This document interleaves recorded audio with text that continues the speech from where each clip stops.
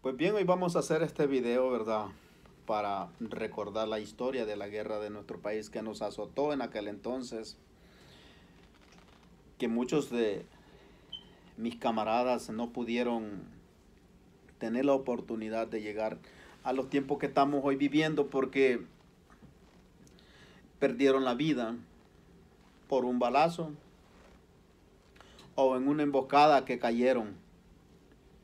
Yo estoy contando esta historia porque no me tocó estar con mi pie sobre de una mina o al par de algún cable que llevaba a una mina.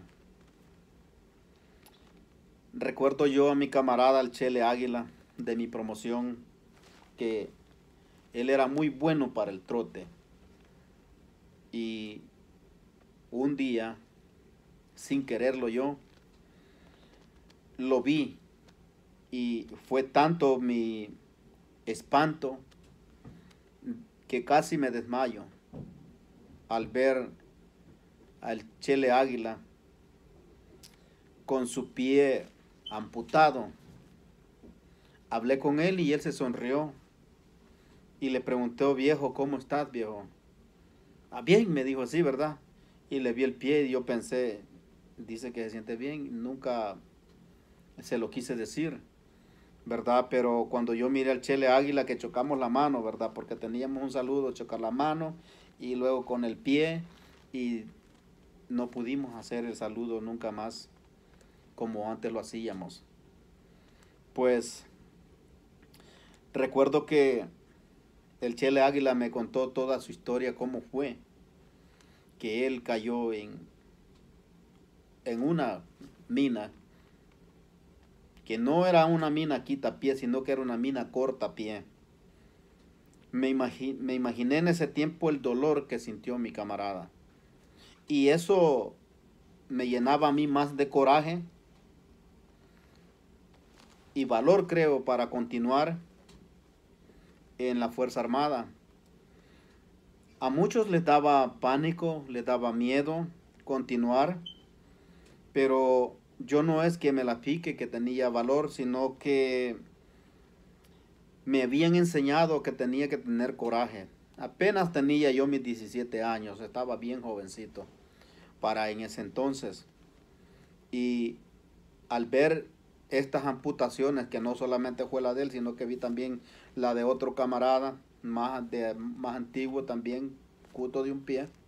Y eso me llenaba a mí de fuerza y de coraje, no para retroceder, sino para continuar. Porque cuando yo andaba allá dentro del monte en operativo, yo me acordaba de lo que había visto con mis, especialmente con el de mi promoción, el Chele Águila, y esto lo llevaba dentro de mi mente y dentro de mi corazón, que tenía que luchar, no vengar lo que le habían hecho a mi camarada, sino luchar porque no me sucediera a mí lo mismo. Recuerdo que salimos una tarde de operativo, como siempre les he dicho, por las tardes salíamos. Esta vez salimos para el lado de Tejutla. No sé si ya les había contado esta historia. Salimos para el lado de Tejutla y nos fuimos a apiar, porque eran 25 días los que nos hacíamos de operativo, ¿verdad? Salimos y pasamos recuerdo que pasamos allí por el Paraíso, a las orillas del Paraíso. Cuando tú vas para adentro del pueblo del Paraíso, haces una derecha, casi por la orilla del río. Al fondo, al final, donde ya casi no hay casas, recuerdo yo que había una cancha, no recuerdo bien porque ya pasaron muchos años. Había una cancha que tenía unas paredes de ladrillo por toda la orilla. Pues nosotros, por ahí pasó todo el batallón por la noche ya casi, porque salimos como a las 6:30 de la brigada, cargando yo mi bípode de mortero 81, por como ya todos saben que yo era el apuntador de la pieza número 3.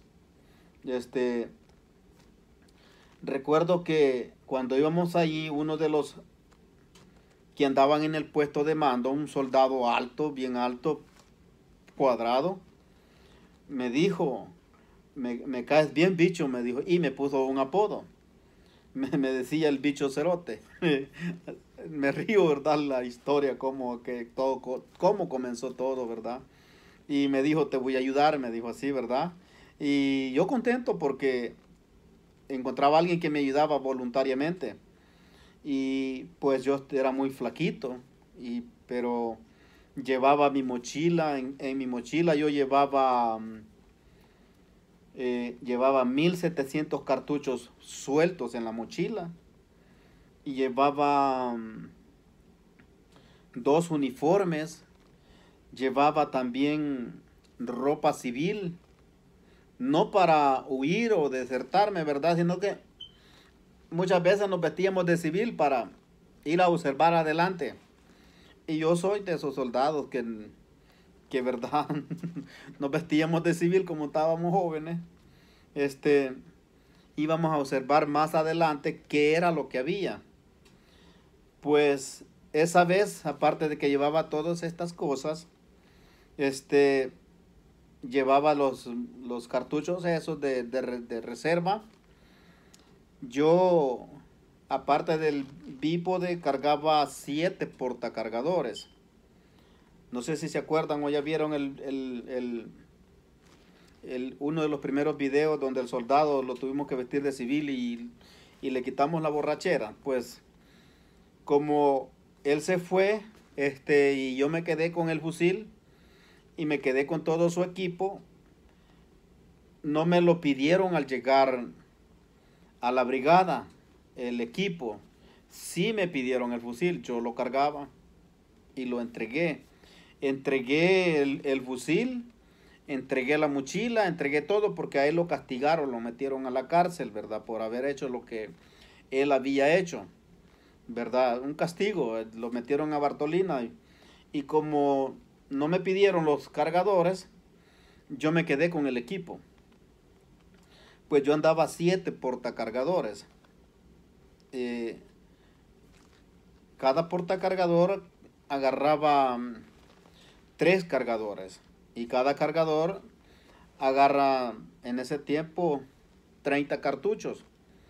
Ahí haga usted la cuenta de los 7 portacargadores, ¿verdad? 7 por 3 eran 21 cargadores que yo cargaba, aparte del que cargaba en el fusil. Algunos soldados conseguían tape y le ponían 2.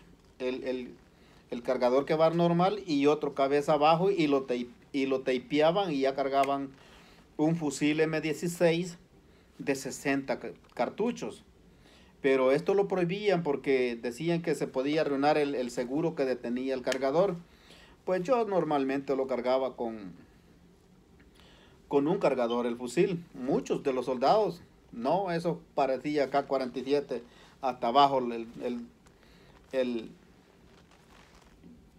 los cargadores, porque andaba 2. Y la razón por qué estos cargaban doble cargador era porque si se les acababa un cargador solamente le daban vuelta y empuñaban el otro y a seguir, porque en el Chalatenango nomás salías un poquito hacia afuera y ya tenías los enfrentamientos contra los insurgentes, contra los terroristas, mal llamados ejércitos del pueblo. Pues esa vez, cuando él me ayudó, yo iba bien cargado. Recuerdo que él era uno de los pocos que llevaban un equipo de 3 granadas del mortero 81. Casi todos los soldados llevaban 3 granadas de mortero 81 y pesaban. Porque si no mal recuerdo, cada granada pesa 25 libras. Si no mal recuerdo, ¿verdad? Pero porque el tubo pesaba, parece que 28 libras. El bípode pesa, parece que 45 libras. Pues era demasiada carga la que yo llevaba, pues este soldado me ayudó. Estando más adelante, cuando ya anocheció bien noche, llegamos a un pueblecito. Antes de llegar a ese pueblecito, acampamos, ¿verdad? No se ponen los campamentos. En ese tiempo no se podía poner campamentos y andar arreglando bien bonito, sino de que normalmente lo que hacíamos nosotros es que dormíamos a la intemperie. Y muchas veces los guerrilleros estaban en la zona. Y esa noche se vino una fuerte tormenta. Yo recuerdo que quedé en la frente de la talanquera de un corralito que había por ahí, pero más adelante hay una gran piedra, ¿verdad? Eso ya fue bien adelante, no recuerdo si fue la piedra del Cayahuanca, porque es bien difícil ya acordarse de estas historias, demasiado tiempo, pero yo digo, les voy a hacer los videos para que vean cómo nosotros vivíamos, porque yo creo que merecen ustedes conocer estas historias que nosotros vivimos en ese tiempo. No me acuerdo de verdad si fue pero total que arriba de la gran piedra fueron a poner una M60. Se subieron, parecían arañas los soldados y yo quedé así abajo, cerca del cantoncito que estaba ahí. Pues como a eso de las 10 de la noche, ¿verdad? Ya aquel ya me había dado el bípode, ya lo teníamos implantado para esa noche. Pues como eso de las 12 de la noche,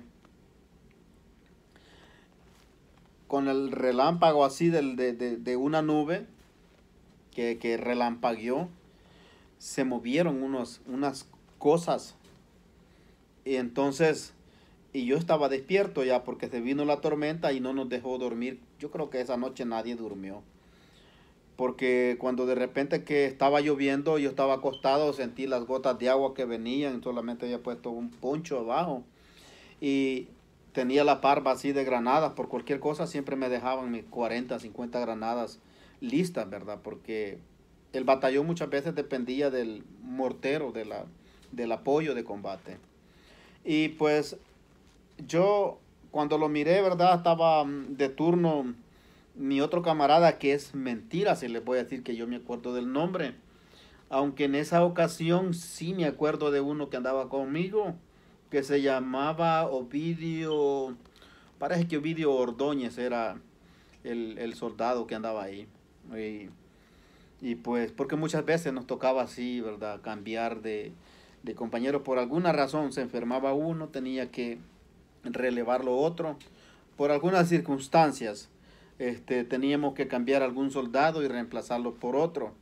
Pues esa noche ahí andaba Ovidio Ordóñez y me asustó, ¿verdad? Porque las granadas siempre las cubríamos con un poncho.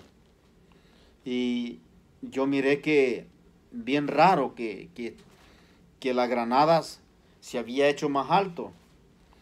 Y me puse a pensar, yo dije yo, no será guerrillero, porque los guerrilleros tenían la costumbre de infiltrarse dentro de la Fuerza Armada. Tenían los uniformes idénticos a nosotros. Solamente que había algo que ellos no tenían. Y se los voy a contar en este video. Cómo era que los reconocíamos nosotros. No era por indicativo ni por santo y seña, sino porque les voy a decir por qué es que conocíamos a los infiltrados, que se nos infiltraban en la noche. Pues yo esa noche miré, ¿verdad?, que las granadas no estaba normal el bulto. Y esa noche sin más mato a Ovidio, porque no me dijo que él se iba a cambiar de lugar donde iba a dormir. Yo sabía que estaba un poquito retiradito de mí, pero cuando yo me levanté, miré aquello extraño. Y la razón por la que no le disparé fue porque estaban las granadas y usted sabe que un impacto que le pegara las granadas, todos nos íbamos a ir. Y eso me detuvo a dispararle, porque no era normal de que allí tenía yo las granadas y miraba aquel gran bulto que estaba allí, y solamente le puse el fusil. Y cuando le puse el fusil, le hablé, le dije yo qué pasaba, quién era. Y cuando yo le dije quién era, usted sabe que en ese tiempo suerte tenía si vivía, porque cuando yo le dije quién era, él se asustó porque yo ya cuando le dije quién era, yo le tenía el cañón exactamente puesto en el lomo. Le iba a jalar. Entonces, porque yo había contado ya todos donde estaban. Y cuando voy viendo, era Ovidio y me habló. Esa noche sentí que la tierra me iba a tragar porque le iba a jalar. Y la razón por la que no le jalé al gatillo es porque me dijo, yo soy Ovidio, me dijo. Y le dije, Ovidio, ¿qué estás haciendo? Y admiro te iba a dar, ¿verdad? Pero no a voz alta, se lo dije calladito, bajita la voz, porque ya había visto los chivos que se habían movido. Entonces me dijo el otro que estaba de turno, no hagan bulla, cabrones, digo así, ¿verdad? Y yo le dije, es que le dije, yo no estaba dormido acá. Le dije así, ¿verdad? No, que estaba en otro lugar. Pues justamente en ese rato que yo le dije eso, que había visto los terneros por allá, en los que estaban arriba de la piedra, esos también en los mismos relámpagos, ellos sí vieron el objetivo, que era lo que se estaba moviendo. Cuando él volvió otro relámpago, el que estaba arriba de la piedra, dejó ir con la M60, bañó todo. Entonces eso no duró ni 5 minutos. Los disparos y se quedó todo en silencio, como que nada había pasado. Entonces, ni movimientos. Y bueno, eso era medianoche ya y todos listos, pues usted sabe de que alguien abría juego, es que todos íbamos a abrir juego si mirábamos algo que objetivo, algo seguro. Pues pasó, ¿verdad? Que la lluvia no se calmaba y, y cuando me acuerdo de esto se me hace el corazón así, miren. Porque yo a veces me acuerdo y digo, no, hombre, ¿dónde anduve metido yo? ¿Verdad? Pero era el plan de Dios que nosotros estuviéramos ahí para defender la patria. Pues cuando descubrí que era Ovidio, le dije yo, la próxima vez que te movas, avisa porque se nos pueden infiltrar. Entonces, lo que pasó allá, que estaba como a unos 200 metros de lejos de mí, si no un poquito más, ¿verdad? Yo no miré gente que se moviera, pero los que estaban allá encima del cerro, yo no sé cómo le hicieron. Pero lo que sí les quiero decir es que los soldados de en ese tiempo miraban más de noche. Eran fieras para ver. Por eso es que hay un cántico que decíamos nosotros,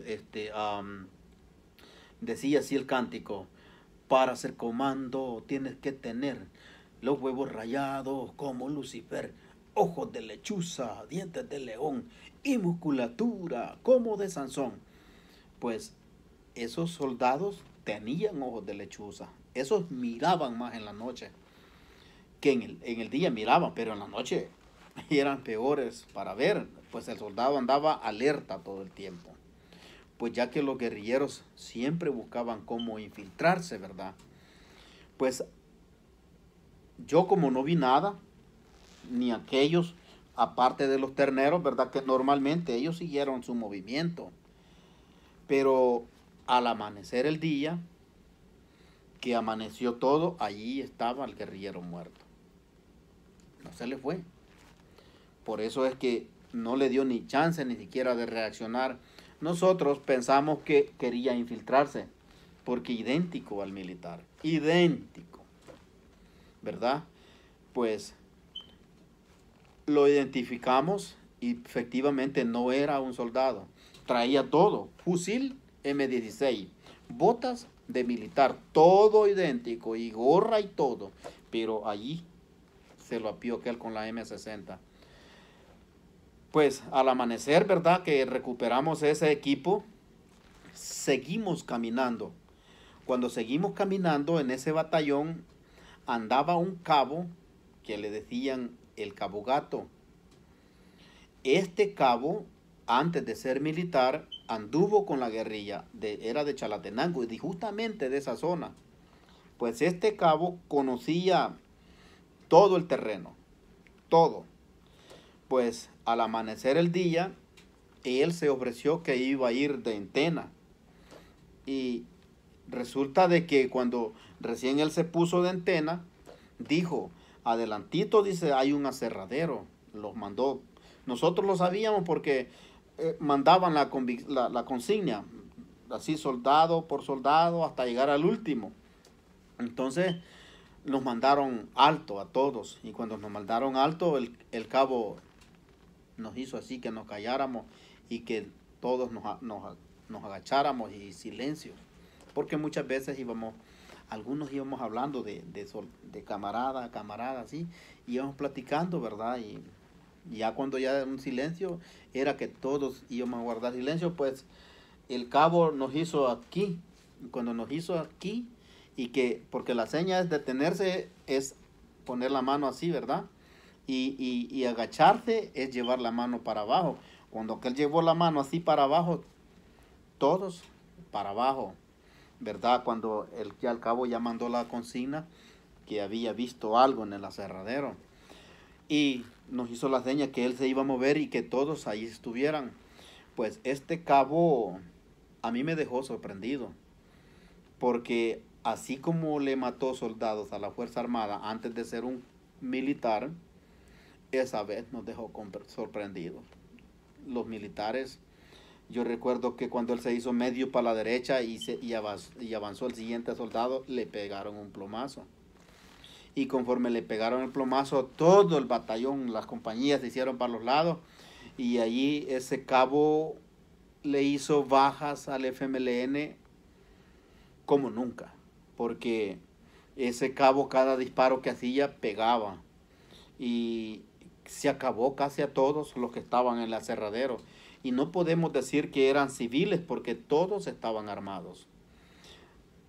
Había una curvita antes de llegar a ese lugar donde había unos palos de Conacaste. Y ahí me quedé yo ahí estaba el puesto de mando, pues y ahí estaba el capitán. Esa vez no recuerdo cómo se llama el capitán, si era el capitán Portillo, no, es mentira que les voy a decir que yo me acuerdo y qué batallón era, si era el Cobra o era el Cayahuanca, porque las mitias ya sabía yo que era el otro capitán, pero muchas veces no le sabíamos los nombres ni los indicativos, y ya pasaron tantos años y no me acuerdo bien quién era. Lo único que me acuerdo es que era un capitán moreno, algo pelo ondulado, así bien alto, y siempre cargaba su bereta con la funda verde. Era una verde la que él cargaba y un M16 recortado. Si vos que estuviste de alta en la 4ª brigada y te da las coordenadas que yo te doy como eres el capitán, me podés ayudar quién era. Porque esa vez estuvimos ahí y el cabo, solo ese cabo, le fue a hacer una buena balacera, no a lo loco, ¿verdad? Sino de que prácticamente él se acabó a todo lo que había ahí. Y no podemos decir que es mentira, ¿verdad? Porque lo viví y lo vivieron todos, y creo que tú que estás viendo este video, sos veterano de la Fuerza Armada y anduviste en este batallón, sabes de lo que te hablo, ¿verdad? Pues esa vez subimos para arriba, ¿verdad? Que todo se calmó el juego. En esa misma colonia, cuando ya íbamos pasando, yo creo que se vistieron unos de civil de los guerrilleros, se botaron el fusil y se fueron para las casas. Alguien los llamó, porque cuando íbamos pasando a la orilla del callejón, que ya todo se había acabado, uno de los que estaban ahí en las casas dijo, déjenme ir a sacar mi AK-47, y lo escuchó uno de los de nosotros. Entonces ya pasamos la consigna para adelante, que allí alguien había mencionado que iba a sacar su AK-47. Pues pasó la consigna otra vez el capitán y dijo que mientras que no estuviera armado, que lo dejáramos, ¿verdad? Entonces nosotros seguimos caminando y caminando, y llegamos hasta allá, hijo de su, no ni me acuerdo cómo se llamaba este lugar, pero el caso es de que este lugar está cerca de Miramundo, porque llegamos hasta por allá, y bien frío se estaba poniendo por esos lugares. Estando allá, nos estuvimos varios días buscando tener contacto y, y no tuvimos más contacto, solamente tuvimos los de la noche y lo que ese cabo les fue a hacer, un montonal de bajas tremendas. Y pues cuando continuamos, pasamos y porque siempre venía la orden de la cuarta brigada, siempre se hablaba y esa vez que estuvimos ya varios días, llegamos a un lugar que se llama San Francisco Morazán. Cuando llegamos a San Francisco Morazán, siempre buscando el objetivo en el operativo, ¿verdad? Porque no teníamos lugar donde estar, sino que andábamos, no ambulantes, sino que andábamos buscando donde estaban los terengos. Pues llegamos a San Francisco Morazán y cuando llegamos a San Francisco Morazán recién habían quemado la alcaldía de ahí. Vos que sos de ahí de San Francisco Morazán, te has de acordar que esa vez mataron casi toda la gente de ahí, los guerrilleros la mataron, porque nosotros cuando llegamos no tuvimos encuentro con ellos, pero sí está la alcaldía aquí, y yo recuerdo que llegamos todo el batallón y a mí me tocó pasar cerquita de la alcaldía y de hecho me metí a la alcaldía, no solo yo, sino que los que andábamos ahí, ¿verdad? Porque como yo andaba mi apuntador auxiliar que me ayudaba, pues entré a la alcaldía y encontré miles de partidas de nacimiento quemadas y otras a mitad de quemar. Encontré máquinas de escribir, no de las de tec, unas que vos les pegás a aquellos chutazos y plá, plá, plá, está pegando allá, ¿verdad? La encontré, era celeste. Y entonces, revisando, ¿verdad? La zona, que no hubiera haber peligro, aparte de esa máquina de escribir, abrí un cuarto, estaba repleto de partidas de nacimiento a medio quemar. Unas bien quemadas y otras no bien quemadas. Pues al no encontrar ningún artefacto que nos llevara a la destrucción de dichos artefactos, recibimos la orden de regresar a la brigada, porque ya habíamos pasado mucho tiempo y no habíamos tenido tantos contactos, porque nosotros éramos un ejército de choque, no éramos un ejército de solamente ir a proteger la población civil, sino que éramos un ejército de choque, porque nosotros los que estuvimos en Chalatenango siempre salíamos operativos siempre a hacer choques con el enemigo. Y pues esa vez no llegamos justo a tiempo de poder ayudar a la población ni hacer nada. No pudimos. Lo único que encontramos fueron unos lagos de sangre que llevaban a un río que está ahí.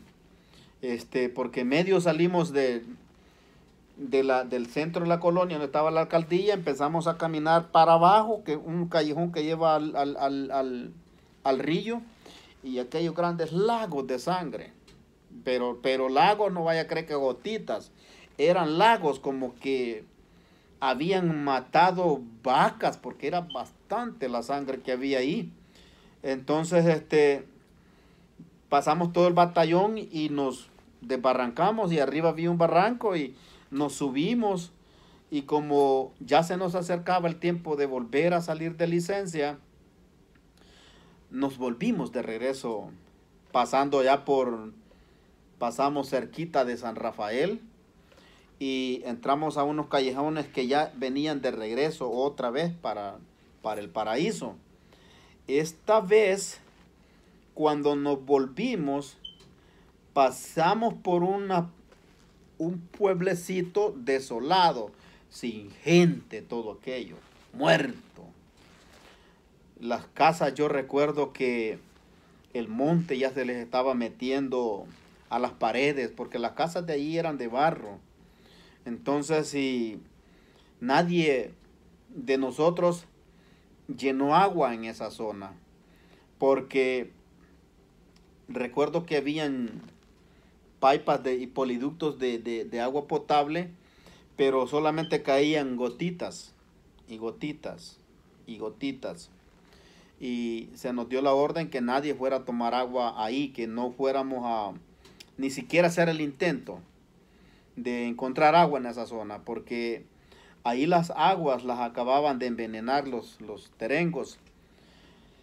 Para no hacerles muy larga la historia, salimos de ese pueblecito que no recuerdo el nombre, pero está en esa colonia pequeña, está entre San Francisco Morazán y San Rafael, así entre medio.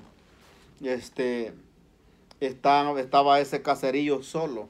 Ahí es donde yo les digo que allí se sentía el ángel de la muerte.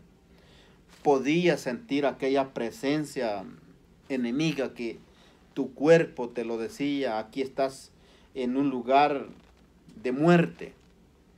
Allí es donde más se sentía una presencia como diabólica, algo así, algo que yo no lo sentía al llegar a mi casa cuando llegaba yo de licencia.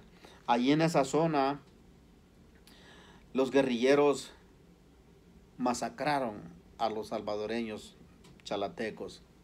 Y lo digo que ellos fueron porque nosotros andábamos buscando quienes hicieron esas masacres en San Francisco Morazán. Entonces, cuando regresamos, hay un callejón de unos potreros que hay un barranquito así para abajo, hay unas matas de huerta, cosas así. Estaban unos racimos maduros de guineo, pero nadie los podía tocar, porque ya la antena ya hasta nos había dejado marcado que allí había una mina, ya que los soldados sabían identificar. Una de las formas de identificar una mina era que la antena siempre llevaba una pita en la punta. Iba caminando con su fusil y iba pendiente de lo que había al frente. Pues normalmente si había algún alambre, lo que fuera, esa pita le iba a mostrar que ahí no se parara. Pues ahí en ese lugar, en la salida de ese pueblecito, estaba lleno de minas. Pasó el explosivista y las pasó desactivando todas, pero nosotros recibimos la orden de no tocar absolutamente nada, ni salirnos de la calle y caminar con cuidado porque habían minas. Pues adelantito pasamos unas piedras, nos salimos de la calle y pasamos esas piedras. Abajito estaba un caballo muerto. Sabemos nosotros que la guerrilla había utilizado a ese caballo como medio de transporte y lo ahogó. Y sabemos que lo ahogó porque tenía el cabestro y tenía todo, no freno, solo tenía cabestro y tenía las cosas donde había llevado carga. Nosotros nos dimos cuenta que los terengos lo habían utilizado como medio de transporte y se les murió por la sed, que le faltó agua y se murió. Pues al llegar más adelantito empezamos a encontrar las calles medio adoquinadas en las piedras donde decían los rótulos: soldado, desértate, incorpórate a las filas del FMLN. Y nosotros, qué cólera lo daban. A mí, por ejemplo, cuando yo miré eso, porque le dije yo a los demás, ¿y qué decir de eso? Y dicen aquellos: por ahí han de estar estos hijos de tal por cual, dice.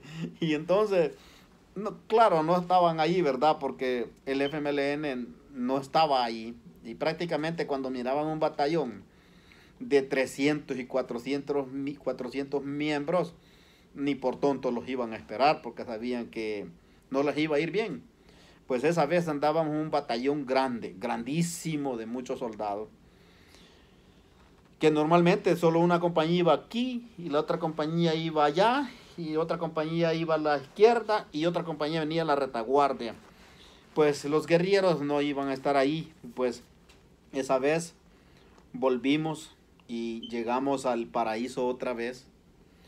Cuando cruzamos el río, bien plancito, pachito el río, ya otra vez por donde llegamos, yo bien contento, ¿verdad? Porque no nos había pasado nada. Y llegamos como eso de las 12, nos metimos al centro del Paraíso.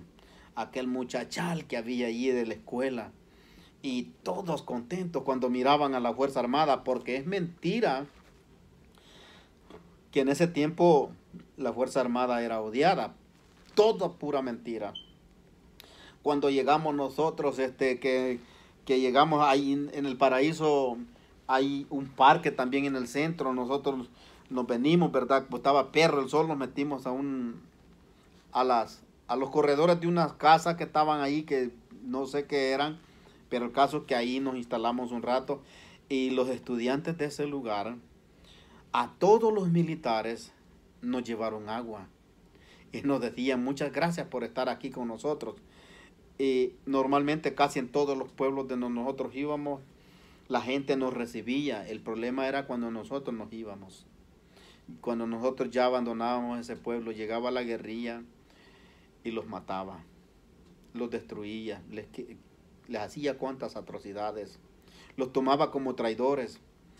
Pero la gente del Paraíso, los estudiantes más que todos, ahí hay un colegio que en ese tiempo nosotros traíamos gran sed, más que todo sed, porque se nos acabó el agua y no podíamos tomar agua en todo el camino, ya que el soldado está preparado y entrenado para soportar lo más inmenso, lo más fuerte del calor, ya que un dicho dice que el cansancio es su amigo y la fatiga es su mujer. No es que nos hayan metido psicología, pero es real. La Fuerza Armada en ese tiempo, así como gozamos, también sufrimos en los operativos. No solamente yo, sino que todos los batallones. Es por eso que le mando saludos a todos ustedes, los que fueron soldados de batallones de reacción inmediata. Saludos, tú que fuiste paracaidista, pues fuiste parte importante en el tiempo de la guerra para detener el comunismo. Y es por eso que ustedes, los que están viendo esta historia, les agradezco y me siento muy contento, muy agradecido al ver los comentarios de ustedes positivos y negativos, ¿verdad? Porque usted que fue militar o que fue de la defensa civil, usted formó gran parte, usted fue muy importante para el pueblo salvadoreño, para detener el comunismo, porque los muchachos que andaban al otro lado, así les gusta que los trate a los terengos, ¿verdad? Los muchachos que andaban al otro lado, nosotros sabemos que andaban totalmente engañados, aguantando hambres, desvelos, sufriendo enfermedades, nadie les pagaba, total, sufrieron también, pero ellos andaban en una lucha engañados, haciéndoles creer que al terminar la guerra serían dueños de haciendas, de las casas de los ricos, al terminar con todo. Pero todo esto fue un engaño. Y gracias a la Fuerza Armada y a todos los miembros del cuerpo militar, siéntase orgulloso de haber sido parte de ese glorioso ejército que detuvo el comunismo, engañado con opresión al pueblo. yo como veterano de esa guerra me siento complacido con haber hecho mi trabajo. Por eso eh, me presenté a la Fuerza Armada, porque sentía que mi patria me necesitaba. Y por eso yo puedo decir Dios, unión y libertad. Libertad que fue violada por los delincuentes del FMLN. Y no voy a seguir hablando más de esas cosas del otro lado porque siempre nos han tenido como los genocidas. Pero nosotros los militares del ayer defendimos la patria, defendimos el pueblo salvadoreño para que pudiera vivir libremente, para que pudiera trabajar las tierras sin tener que darle parte a un líder comunista como lo hacen en Cuba, en Nicaragua y en muchas partes de las regiones del mundo. Por eso, viva la Fuerza Armada de El Salvador y vivan todas las Fuerzas Armadas de los ejércitos alrededor del mundo. Que Dios me los bendiga, que Dios me los guarde y les voy a estar contando más historias más adelante. Nos vemos y que la pasen bonito.